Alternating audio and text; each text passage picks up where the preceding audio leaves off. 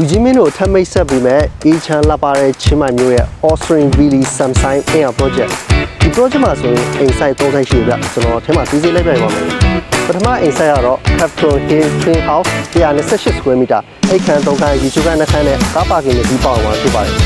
Harlington 140 square meter ဒီကအိမ်ခန်း3ခန်းရေချိုးခန်း3ခန်းနဲ့ကားပါကင်နဲ့ပြီးပေါအောင်မှာဖြစ်ပါတယ် Annesley 100 square meter ဒီကအိမ်ခန်း2ခန်းရေချိုးခန်း2ခန်းနဲ့ကားပါကင်နဲ့ပြီးပေါအောင်မှာဖြစ်ပါတယ်ကျွန်တော်ခုပြမှာတော့128 square meter ထိခံဟီးပဲဖြစ်ပါတယ်ဒီတော့ဝင်လာခြင်းမှာ living room area ရှိတယ်ဒီဘက်ချမ်းမှာဆို kitchen ဖွဲ့ကြည့်ရတယ်ဒီဘက်သူ့ရဲ့ကဲ့မှာဆိုရင်တော့ toilet တစ်ခုဖွဲ့ကြည့်ပေးတာဗျအပေါ်ထပ်သွားကြည့်အောင်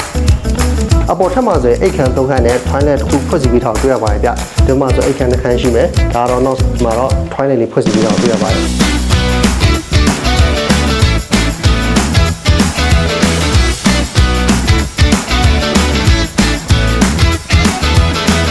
အဲ့တော့ချင်းမမျိုးရဲ့ Austrian Really Samsung Air Project ကိုစိတ်ဝင်စားလို့ဖြစ်ဖြစ်ဒီကိုယ်တိုင်လည်းကြည့်ရဖြစ်ဖြစ်အောက်မှာပေးထားတဲ့ Viber နဲ့ဖုန်းနံပါတ်မှာဆက်သွယ်ပြီးဆွေးနွေးနေပါတယ်။အဲ့နိုင်ငံမှာရှိတဲ့ကွန်ဒိုနဲ့လုံးချင်းဝယ်ယူနေဆိုတော့ကြည့်ရင် Health Pay ကိုဆက်သွယ်ပြီးဆွေးနွေးနေပါတယ်။အားလုံးကျေးဇူးတင်ပါတယ်။